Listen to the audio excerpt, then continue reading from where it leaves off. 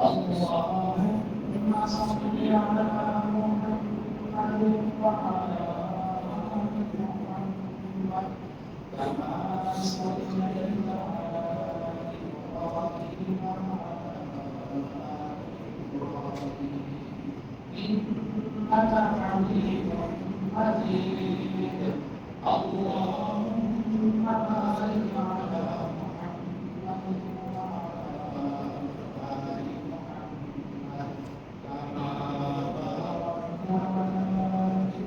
إبراهيم وعلى آل إبراهيم إنك حميد مجيد. اللهم صل على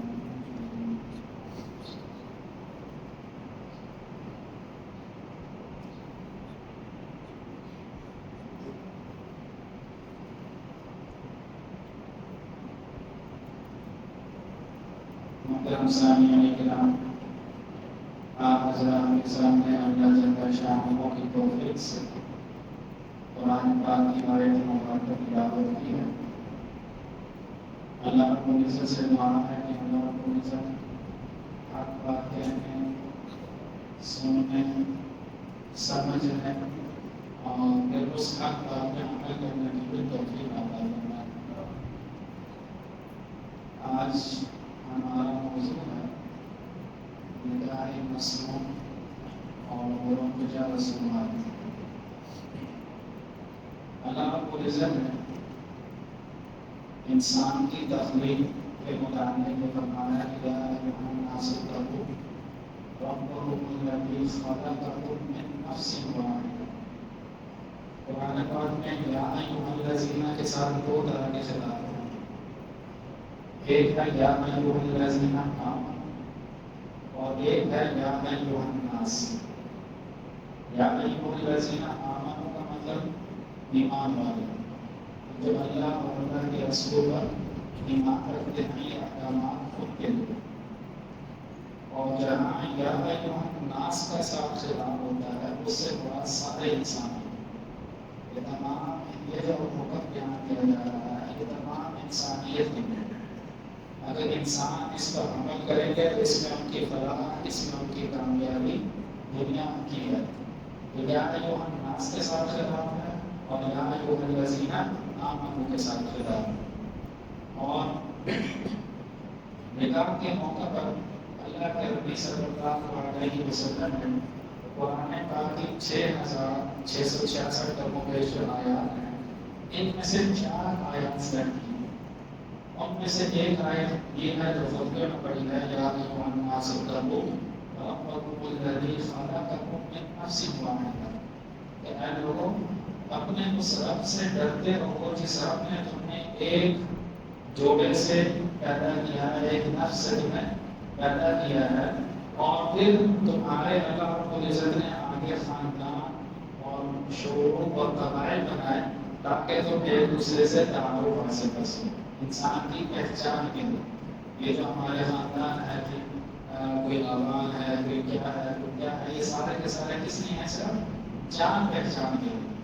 انسان ایک دوسرے کے ساتھ کیونکہ آگے جب انسان نکاح کرتا ہے، شادی کرتا ہے، تو صرف یہ دو فرد نہیں آپس میں تعلق قائم کر رہے ہوتے بلکہ 2 خاندان آپس میں جڑ رہے ہوتے ہیں، اور ان خاندانوں میں پھر آگے اسی طریقے سے ان کی نسل پھیلتی چلی جاتی ہے۔ تو اللہ رب العزت نے فرمایا کہ یا ایھا الناس اتقوا ربکم الذی خلقکم من نفس واحدہ وخلق منها زوجها وبث منهما رجالا کثیرا ونساء۔ بنایا ایک جوڑا اور اس ایک جوڑے سے پھر آگے نسل انسانی پھیلنا شروع کی، اور پھر کتنی پھیلی کہ کثیرا ونساء، مرد بھی بہت زیادہ، عورتیں بھی اللہ رب العزت نے اور بہت زیادہ پیدا کر لی۔ اور پھر فرمایا واتقوا اللہ الذی تساءلون بہ والارحام، ان رشتوں کی بنیاد پر جو تعلق داری بن رہی ہے اس تعلق داری کو تم نے نبھاتے رہنا۔ کیوں؟ اللہ رب العزت واتقوا اللہ الذی تساءلون، اللہ رب العزت دونوں سے پوچھے، پوچھ دونوں سے ہونی ہے۔ تساءلون آپس میں ایک دوسرے کے ساتھ جو معاملے ہیں، ایک دوسرے کے جو باقی حقوق ہیں، ان حقوق کی ادائیگی کے متعلق دونوں سے پوچھا جائے۔ تساءلون به والارحام، اور پھر فرمایا کہ ان اللہ کان علیکم رقیبا، یاد رکھنا اللہ تم پر نگراں۔ انسان پر اگر کوئی نگران مقرر ہو تو انسان ڈرتا ہے، میں نے اس کو جواب دینا نہیں ہے، مجھے دیکھ رہا ہے، میں اس کے سامنے اپنے کیے کا جواب دے تاکہ میں اچھے طریقے سے اپنے کام نپٹاؤں اور اپنے جس کو میں جواب دیں اس کے سامنے سے شروع ہو سکے۔ اسی طرح اللہ رب العزت نے بھی جب یہ رشتہ داری والا سلسلہ بیان کیا تو یہاں پہ بھی اللہ رب العزت نے اس آیت کا اختتام اس پر کیا کہ ان اللہ کان علیکم رقیبا۔ اگر انسان کے دل میں اللہ کا ڈر اور خوف نہ ہو تو انسان پھر جو جانور سے بھی بدتر بنتا ہے۔ آج ہمارے معاشرے کے اندر ہمارے مثالیں ہمارے سامنے روز آئے روز اخبارات میں، سوشل میڈیا میں، ٹی وی پہ کس طرح کی خبریں آتی ہیں۔ انسان اگر انسان بنے تو اشرف المخلوقات ہے، فرشتوں سے بھی افضل، لیکن یہی انسان جب اپنے رب کو بھول جاتا ہے تو پھر یہ جانور سے بھی بدتر بن جاتا ہے۔ پھر اس سے بڑا سفاک، اس سے بڑا ظالم بھی کوئی نہیں ہے۔ اس لیے اللہ رب العزت نے یہ فرمایا کہ ان اللہ کان علیکم رقیبا، اللہ تم پر نگران ہے، اللہ تمہاری نگرانی کر رہا ہے، اللہ سے کوئی چیز چھپی ہوئی نہیں۔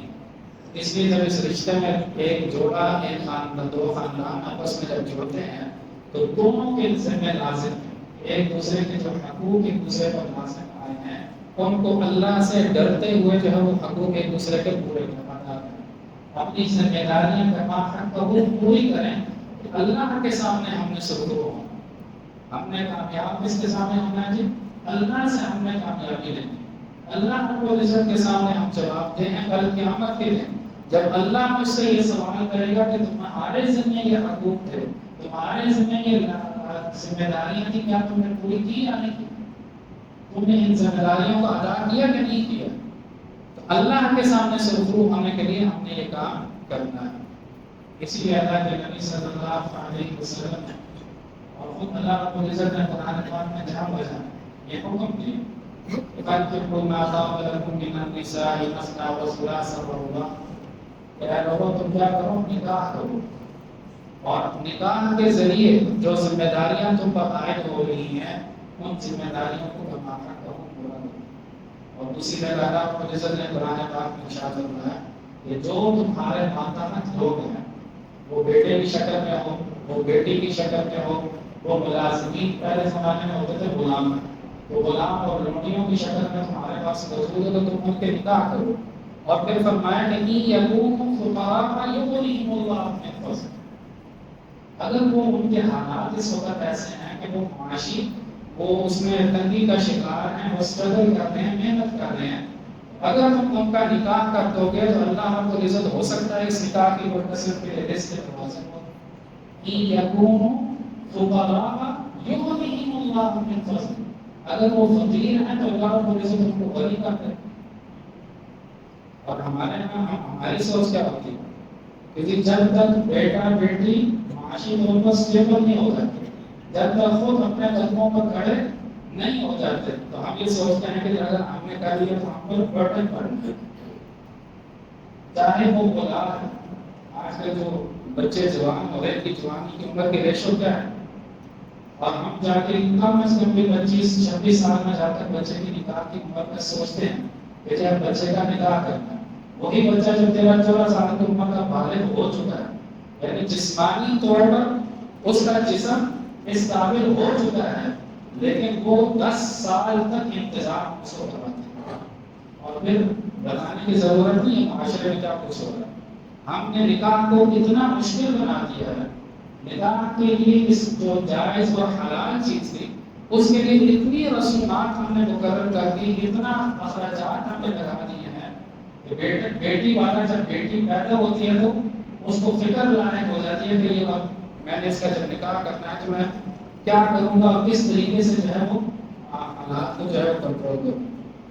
اور پھر یہی بچے جب یونیورسٹیز میں جاتے ہیں اور بڑے اس ماحول میں جہاں پہ کو ایجوکیشن کا سسٹم ہوگا، جب اس ماحول میں جاتے ہیں، ہم تو گھر میں بیٹھے ہوئے ہیں جو یونیورسٹیز میں پڑھتے ہیں، جو ہم بھی یونیورسٹیز کے ماحول سے گزر رہے ہیں، سارا ماحول ہم نے بھی دیکھا ہو، تو پھر وہ بچہ جس کی عمر 13-14 سال میں جسم اس قابل ہو گیا ہے اور 10 سال تک جب ہم اسے ویٹ کرواتے ہیں تو پھر آپ یونیورسٹیز کے قریب جو کیفیٹیریاز ہوتے ہیں اور اس طرح کی جو ہوٹلیں ہوتی ہے اگر وہاں جا کے حالات سے پڑھاتے ہیں، وجہ کیا ہے کہ نکاح کو جو حلال چیز تھی اس کو ہم نے مشکل میں آیا.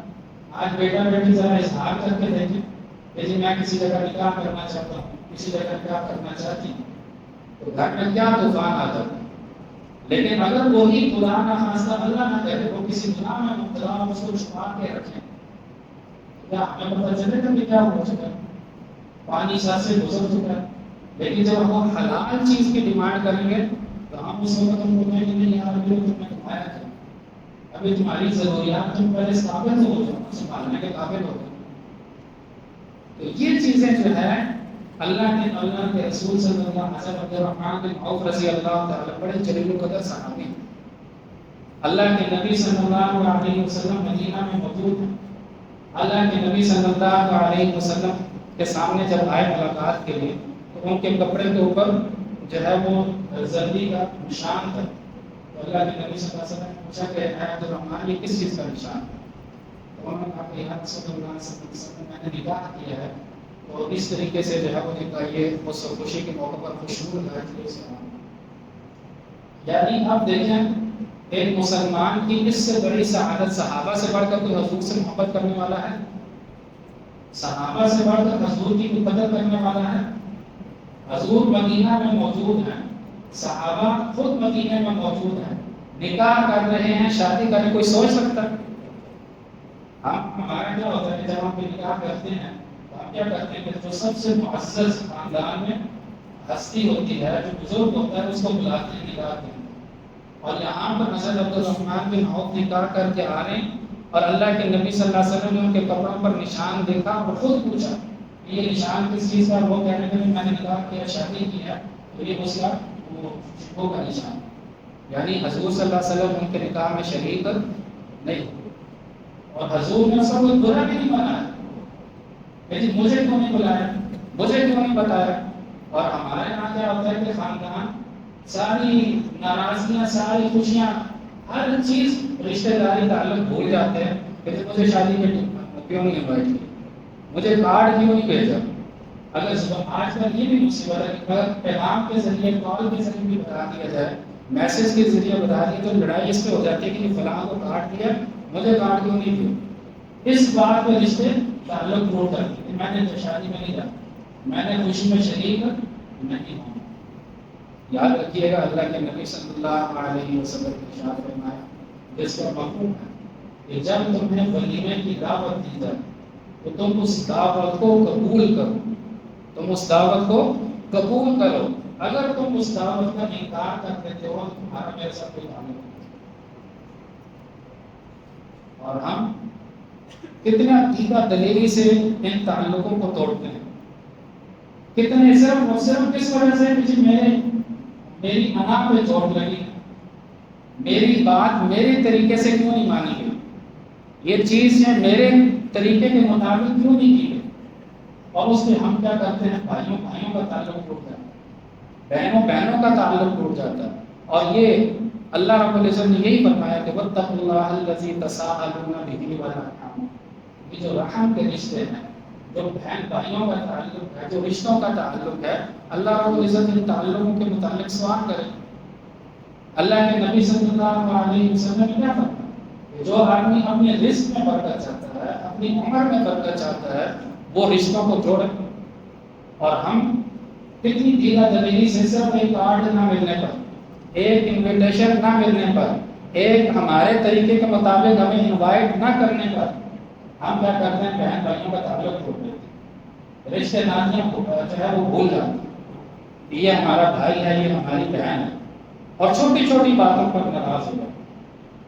اس لیے اللہ اور اللہ کے نبی کے طریقے کے مطابق نکاح کے خطبے میں جو آیت پڑھی جاتی ہے یا ایھا الذین آمنوا اتقوا اللہ حق تقاتہ ولا تموتن الا وانتم مسلمون. اے ایمان والو اللہ سے ڈرتے رہو اور اس طرح ڈرو جیسا کہ ڈرنے کا حق ہے. اور پھر فرمایا ولا تموتن الا وانتم مسلمون. اب یہ بتائیں کہ ہر ایمان والے کی ترجیح یہی ہوتی ہے کہ میرا خاتمہ ایمان پر ہو. تو فرمایا کہ یہ یاد رکھنا، یہ جو رشتہ داریاں، یہ تعلق ناتے ہیں، یہ تمہیں اللہ کی اطاعت اور فرما برداری سے نہ روکے. یعنی کسی کی باتوں میں آ کر ہم نے اللہ اور اللہ کے رسول کے حکم کے خلاف نہیں چلنا. کسی رشتے کی وجہ سے ہم نے اللہ اور اللہ کے رسول کو ناراض نہیں کرنا. پہلی ترجیح کیا ہوتی ہے؟ وَلَا تَمُوتُنَّ إِلَّا وَأَنْتُمْ مُسْلِمُونَ. اگر تم اس دنیا سے جاؤ اس طریقے سے جاؤ کہ تمہارا اللہ اور اللہ کے رسول پر ایمان ہو، اس کے احکامات پر تمہارا عمل. یہ ہمیں ہمارا دین سکھا ہے، یہ ہمیں ہمارا دین دیتا ہے. اور ہم کس طریقے سے عمل کر رہے ہیں، کس طریقے سے چلتے ہیں، اللہ کے نبی صلی اللہ علیہ وسلم نے ہمیں کیا بتایا؟ حضور صلی اللہ علیہ وسلم حضرت فاطمہ رضی اللہ تعالی عنہ کا نکاح حضرت علی رضی اللہ تعالی عنہ سے ہوا، اور حضور صلی اللہ علیہ وسلم نے حضرت فاطمہ رضی اللہ تعالی عنہ سے ان کی رضا پوچھی کہ اے بیٹی، میں تمہارا نکاح علی سے کر رہا ہوں، تمہیں یہ نکاح قبول ہے یا نہیں؟ رضا، ولی کی رضا بھی ہے. ایک گھر کا جو بڑا ہے، جو تمہارا ولی ہے، جو تمہارا باپ کی شکل میں، چچا کی شکل میں، بھائی کی شکل میں، اس کی رضا مندی بھی ہے. لیکن ساتھ دوسری طرف سے یہ بھی ہے کہ وَلَا تَرِثُ النِّسَاءَ كَرْهًا، کہ تم عورتوں کو زبردستی ان کے وارث نہ بناؤ. اور ہمارے یہاں سمجھے کچھ نہیں جاتا. رضا پوچھنا تو بڑی دور کی بات ہے. بچے ابھی وہ کیا کہتے ہیں، گودوں میں ہوتے ہیں، اور ماں باپ کیا کرتے ہیں، رشتے طے کرتے ہیں. یہ بیٹی کس کے ساتھ ہے، یہ اس کے ساتھ ہے. بڑے ہو کر چاہے وہ ایک دوسرے کو پسند نہ بھی کرتے تو زبردستی جو ہے ماں باپ نے طے کر دیا. ابھی وہ دودھ بھی ہوتے ہیں، ماں کی گود میں ہوتے ہیں، اور رشتے جو ہے ہم طے کرتے ہیں. اللہ کے نبی صلی اللہ علیہ وسلم اپنی بیٹی سے پوچھ رہے، اس کی رائے لے رہے ہیں. حالانکہ اللہ رب العزت نے حضرت فاطمہ رضی اللہ تعالی عنہ کے لیے حضرت ابو بکر کا رشتہ دیا ہے، حضرت عمر کا بھی رشتہ ہے، لیکن حضرت عثمان غنی کا رشتہ ہے. لیکن اللہ کے نبی صلی اللہ علیہ وسلم اللہ کے حکم سے ان کا نکاح کیسے کیا؟ حضرت فاطمہ، حضرت علی رضی اللہ تعالی عنہ سے. اور پھر نکاح کے لیے رائے بھی پوچھی. حالانکہ اللہ نے کہہ دیا نکاح کرنے کا، اور بیٹی سے جب رضا پوچھنا، بیٹی کہہ رہی ہے کہ اس کی رضامندی پوچھ کر نکاح. اور پھر جب نکاح کیا تو حضرت علی رضی اللہ تعالیٰ عنہ سے پوچھا کہ آپ کے پاس کیا ہے. اب اس طرح پہ آ جائے کہ نکاح کے موقع پر ہم کتنا خرچہ کرتے ہیں، آن بکنگ سے لے کر رسومات تک. اور بڑے افسوس سے کہنا پڑتا ہے، جو شرعی حق ہے جس کے بغیر نکاح ہوتا ہی نہیں، یعنی نکاح کے اندر مہر بیان نہ کیا جائے تو نکاح ہوتا ہی نہیں. اور ہمارے ہاں یہ ہوتا ہے کہ دودھ پلائی کی رسم، جوتا چھپائی کی رسم، اس پر ہزاروں اور لاکھوں روپے آتے ہیں. اور جب حق مہر کی باری آتی ہے، جو بھی شرعی حق مہر ہے وہ بس لکھتے ہیں. یعنی 10,000 روپے کم از کم اس وقت روبجہ ٹائم میں، آج کے وقت میں 10,000 روپے کم سے کم کی حق مہر. اور ہمارے یہاں کیا ہوتا ہے، جو شرعی ہے وہ لکھ. اچھا جب حق مہر کی باری آتی ہے تو شریعت ہمیں یاد آتا ہے، لیکن جب تیل مہندی کر رہے ہوتے ہیں اس وقت شریعت یاد نہیں ہوتی. جب بائک ڈھول ڈمکا ہو رہا ہوتا ہے اس وقت ہمیں شریعت یاد نہیں ہوتی. جب بائک آتش بازی ہو رہی ہوتی ہے، فائرنگ ہو رہی ہوتی ہے تو اس وقت ہمیں شریعت یاد نہیں ہوتی. اور جب حق مہر کی باری آتی ہے اس وقت شریعت یاد آتی ہے.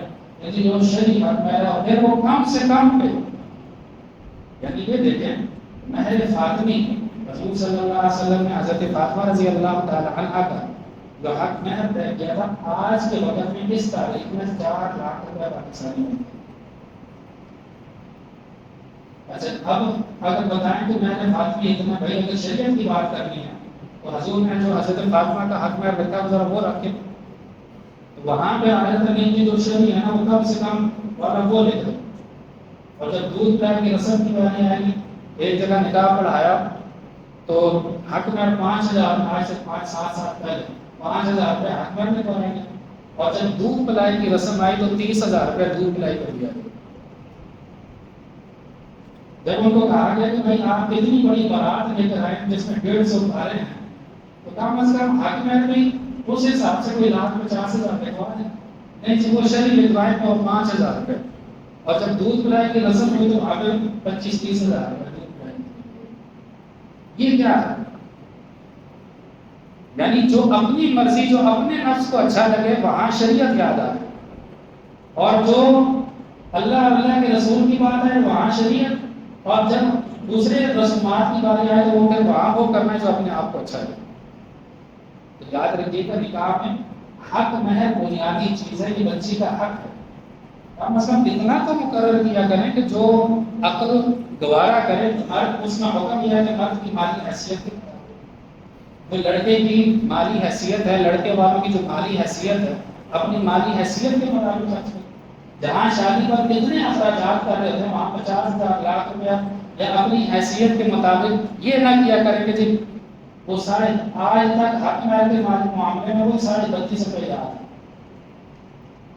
وہ 32.5 کی مالیت بھی تو دیکھیں، یہ جو بزرگ بیٹھے ہوئے ہیں ان سے پوچھیں کہ اس وقت 32.5 میں ملتا کیا تھا، 32.5 میں آتا کیا تھا۔ آج بھی ہمیں وہی یاد ہے کہ جی حق مہر 32.5 ہی تھا۔ تو کم از کم یہ کام کیا کریں کہ جو معاشرے میں جو چیز رائج ہوتی ہے اس طرح اس بچی کا حق اس کو دیں۔ حق مہر کی ادائیگی میں بھی یہ سمجھ لیجیے گا کہ حق مہر کی ادائیگی کیا ہوتی ہے؟ ادائیگی یہ ہوتی ہے کہ جب میاں بیوی، اچھا یہاں پہ یہ بھی ہوتا ہے، ہمارے یہاں یہ ہوتا ہے کہ جب حق نکاح کیا جا رہا ہوتا ہے اس وقت وہ حق میں لڑکی کے والد کو پکڑا دیتے ہیں، یہ بیٹی کا حق ہے، وہ باپ کا حق نہیں ہے، وہ بیٹی کا حق ہے۔ حق مہر کس کے لیے نبھایا جاتا ہے؟ بچی کے لیے، نکاح کے لیے، موقع پر بچی کے لیے۔ اس لیے اگر حق مہر ادا کرنا ہے تو نکاح کے بعد جب وہ اب میاں بیوی تو بن ہی گئے نا، نکاح تو ہو گیا، تو اس کے بعد جب آپ رسم بھی طے کرتے ہیں، اسٹیج پہ بلاتے ہیں، دونوں کو اکٹھا بلاتے ہیں، تو اس وقت وہاں پر اگر ادا کرنا چاہے تو وہاں ادا کریں، نہیں تو جب میاں بیوی اکیلے جب گھر میں جمع ہوتے ہیں تو اس وقت شوہر کیا کرے، اپنی بیوی کو اپنے ہاتھ سے اس کا حق ادا کر کے دیا جاتا ہے۔ تو یہ رسومات، اور پھر اس میں ایک اور چیز کہ ہمارے یہاں جہیز، یہ جہیز کہاں سے ہے؟ جہیز کی رسومات آج بچیاں جو اپنے گھروں میں جن کے بال سفید ہو گئے ہیں، ہم یقین مانے معاشرے ایک معاشرے کے فرق ہونے کی حیثیت سے ہم سب اس کے ذمہ دار ہیں۔ وجہ یہ ہے کہ ہم میں سے کوئی بارش کا پہلا قطرہ بننے کے لیے تیار نہیں ہے۔ بارات اتنی بڑی لے کر آتے ہیں، بارات کا رسم کہاں پہ اسلام میں کون سا کنسپٹ ہے، کس جگہ لکھا ہوا ہے، کس حدیث میں ہے کہ جب نکاح بیٹی کے گھر میں تو اتنا بڑا جو ہے وہ 100 افراد کی بارات لے کر جو ہے وہ بیٹی کے گھر جا کے بیٹھے۔ ایک باپ نے اپنے جگر کا ٹکڑا دینا ہے، وہ جگر کا ٹکڑا بھی دیتا ہے اور ٹرک بھر کے سامان بھی دیتا ہے، پھر بارات رشتے سے پہلے 100 150 200 افراد کا کم و بیش اتنے ہوتے ہیں۔ اتنی بڑی بارات کو کھانا بھی کھلانا ہو سکتا بھائی، آپ نے رشتہ ہی کرنا ہے، چند خاص قریبی رشتے دار ہیں، چچا ماموں خالہ ہیں، یہ جو ہے ان رشتوں کو 10 12 20 افراد آئیں، بیٹی کا نکاح کریں، بیٹی کو لے لیں۔ ہاں اگلے دن ولیمہ کرنا ہے تو ولیمہ کا آپ انوائٹ کریں گے، جس کو مرضی بلائیں، جو دل کرتا ہے، وہاں بے شک آپ 400 افراد اکٹھے کریں۔ لیکن یہ بیٹی کی طرف بارات کے موقع پر بارات کا کنسپٹ کہاں پہ ہے، جہیز کا کنسپٹ کہاں پہ ہے؟ یہ تیل مہندی کا اصل میں ہندوؤں کے ساتھ رہ کر ہمارے مزاج اور یہ رسوم و رواج نہیں سنبھالے گئے۔ شریعت نے یہ تو کہا کہ بھائی حق مہر مقرر کریں، 2 گواہ ہوں، والدین کی رضامندی اور رضا کو قبول کرے ہو جائے۔ اور حضرت فاطمہ رضی اللہ تعالی عنہا کو حضور صلی اللہ علیہ وسلم خود لے جا کر حضرت علی کو گھر چھوڑ کر، خود حضور صلی اللہ علیہ وسلم حضرت علی کو گھر چھوڑ کر، اور ہمارے یہاں جی 200 افراد ساتھ لے کر آئے، کھانا کھائیں رج کے، اور پھر جو ہے وہ بیٹی کو لے جائیں۔ دین پر چلنا ہے، ہم کہنے کو تو بڑے ہیں لیکن ہم اللہ اور اللہ کے رسول سے محبت کرنے والے ہیں، ہم اللہ اور اللہ کے نبی کے نام لے رہے ہیں، ہم لا الہ الا اللہ محمد رسول اللہ پڑھنے والے ہیں، اور یہ دعائیں بھی بڑی ذوق و شوق سے مانگتے ہیں کہ جی ہمیں ہمارا خاتمہ ایمان کرو، ہمیں روز حشر حضور کی شفاعت نصیب ہے۔ یہ سب کچھ مانگتے ہیں، لیکن جب عمل کی باری آتی ہے تو وہاں بالکل اگینسٹ پولٹ کرتے ہیں، اپوزٹ۔ یہ کہاں کی دینداری؟ نکاح کو آسان کرے. اللہ کے نبی صلی اللہ علیہ وسلم فرمایا کہ نکاح نکاح کا اعلان کرو اور وجعلوا فی المساجد اور اس کو مسجد میں تم کرو. ہم میں سے کتنے لوگ ہیں وہ مسجد کی باری آئے کہ جی آئیں مسجد میں نکاح کرنا تو دیکھیں ذرا ماتھوں پہ کیسے شکنس پڑتے ہیں, کیسے بل پڑتے ہیں کہ جی خرچے سے بچنے کے لیے یہ کر. بھائی اس رشتے کے سب سے اہم جزء کیا ہے؟ نکاح. اللہ کے گھر میں آ کر برکت والی جگہ پہ بیٹھ کر اگر یہ نکاح کا یہ معاملہ بعد میں رسول جو کرنے ہیں جائیں شادی اپنے وہ جہاں بھی طے کر رکھے ہیں اب وہاں جا کے جو رسوم و رواج کم از کم نکاح تو مسجد میں کر لیں, اس کی برکت تو حاصل کر لیں. اللہ کے نبی صلی اللہ علیہ وسلم نے فرمایا کہ نکاح میں سب سے برکت والا نکاح وہ ہے اعظم النکاح برکتاً ایسر المعمون, جو اخراجات کے اعتبار سے سب سے کم ہو, جس میں سب سے کم اخراجات ہو وہ نکاح سب سے برکت والا نکاح. اور ہم یہ کہتے ہیں کہ جب تک ہماری نکاح کی سرمنی کا دنیا کو نہ پتہ چل جائے اس وقت تک ہمارا دل ٹھنڈا نہیں ہوگا. اللہ رب العزت ہمیں اپنے نبی صلی اللہ علیہ وسلم کی کام میں اطاعت کرنے کی توفیق عطا فرمائے اور اس کے حکم کے مطابق اپنی خوشی غمی منانے کی توفیق عطا فرمائے.